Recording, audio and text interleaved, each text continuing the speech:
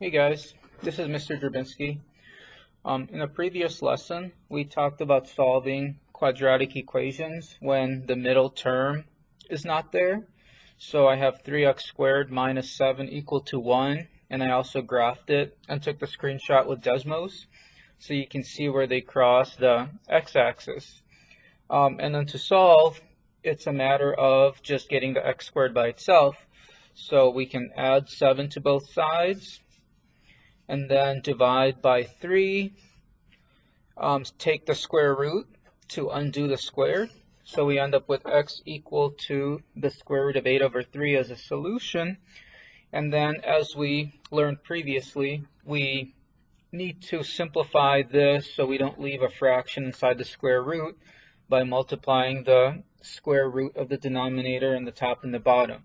So going through that process and simplifying completely, you end up with plus or minus, because when you square root, you're introducing a second solution, either 2 square root of 6 over 3 or negative 2 square root of 6 over 3.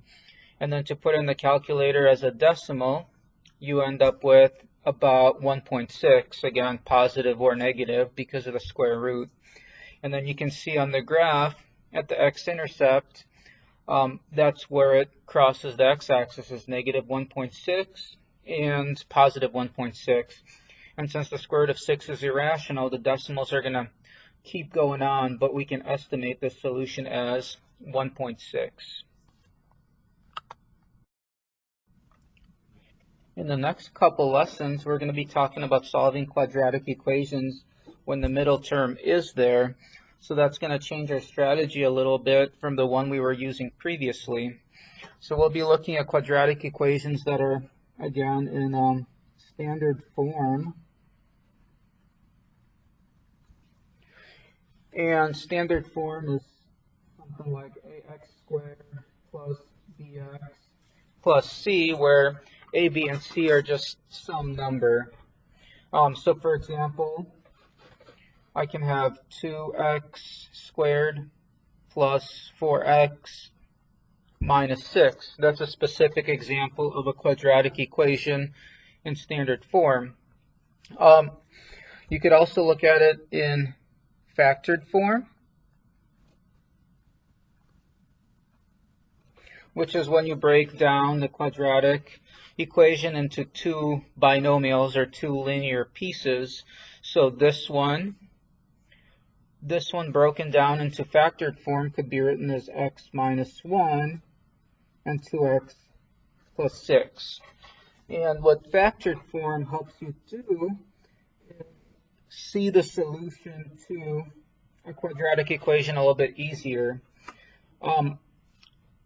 So a quadratic equation in standard form can have either 0, 1, or 2, what are often called solutions. And by solutions, we mean the points where the graph of this equation would cross the x-axis. So what would two solutions look like? They can cross, since a quadratic looks like either a U-shape or an upside down U-shape. They can either cross at two places. The parabola can cross at one place. So for that to happen, the vertex would have to be somewhere along the x-axis. So for example, let's place the vertex here, and we'll make this one maybe go downwards, where since the vertex only touches at one point, there is one solution.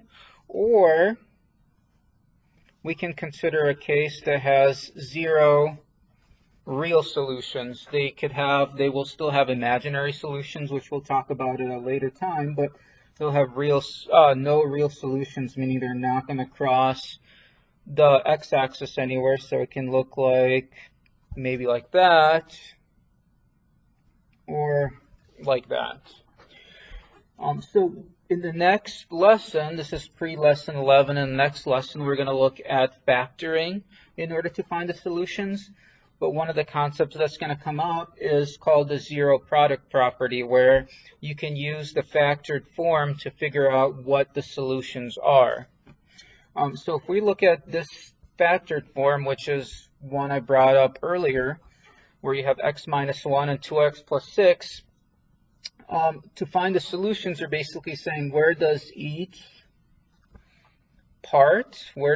binomial equal to 0? So what number can I substitute in for x? What number can I put in for x in order to get just this part to equal to 0? If we ignore the 2x plus 6, what minus 1 would be 0? And of course the answer would be 1, because 1 minus 1 is 0. You could show that algebraically as well by doing x minus 1 equal to 0. Add 1 to both sides. So x is equal to 0. And if we put in, not 0, x would be equal to 0 plus 1 is 1. So x is 1 because 1 minus 1 is 0. And if we multiply 0 by anything, so since 1 minus 1 is 0, if this was 0, it doesn't matter what this binomial was, because 0 times anything would be 0. That's why one of the solutions, as you can see on the graph over here, one of the solutions is at 1, because that's where the graph crosses 0 on the y-axis. And there's, since a parabola in this case crosses at 2 places, it also crosses at -3, there's another solution to it, right? So if we ignore this part and set 2 times what plus 6 would be 0, what can we put in for x in order to make that expression 0? Again, we could show this algebraically by doing 2x plus 6 equal to 0. And it's a two-step equation here. Subtract 6. 2x is equal to -6. And then divide by 2. So x is equal to -3. So if we do 2 times -3, that's -6. Plus 6 is going to be 0. So you could see graphically on the coordinate plane, there's a point at -3, meaning this graph, if I was to graph it at Desmos, it's going to cross the x-axis at -3 as well as at 1. And I could maybe estimate roughly what this parabola is going to look like. So the idea that you can take a binomial and figure out what would make each part 0 is called the zero product property, as the name of this lesson suggests. And that's an idea that we're going to be using throughout the next couple lessons in order to solve quadratic equations. So that's the skill to be able to do here. So let's do another example or two to just kind of reinforce it. We're finding where each binomial is going to be 0, because if we graphed it, those are going to be our answers are going to be the two x values where the parabola crosses the x-axis. So we can set 3x plus 4 equal to 0, subtract 4, divide by 3. So one of my solutions is going to be -4/3. Or as a decimal, -4/3 is going to be negative, I believe, 1.3, repeating. The other solution, let me put a box around that. The other solution is going to be where -2x minus 8 is going to equal to 0. So we can add 8 to both sides. -2x equal to 8. Divide by -2. So x is going to be equal to 8 divided by -2 is -4. So the two solutions, the two places where the parabola is going to cross the x-axis, is going to be at -4/3 and -4. All right, so hopefully you guys are starting to kind of catch on to both the concept and the math. One more. -x minus 4 equal to 0. Remember that negative x is the same thing as having like negative 1x. There's always that imaginary 1 if there's a variable but no coefficient in front of it. So we'll add 4. Negative x is equal to 4.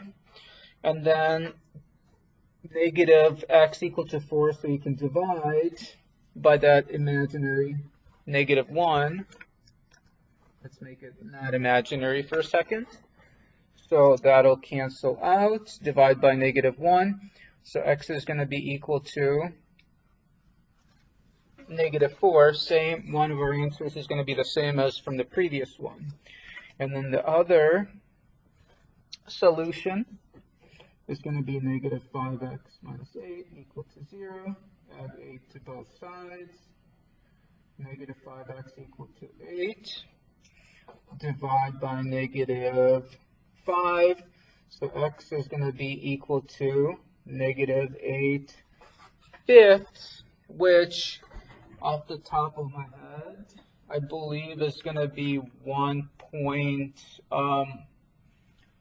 negative 1.6. Let me just double check that with the calculator so I'm not giving the wrong number. Yep, so negative 1.6.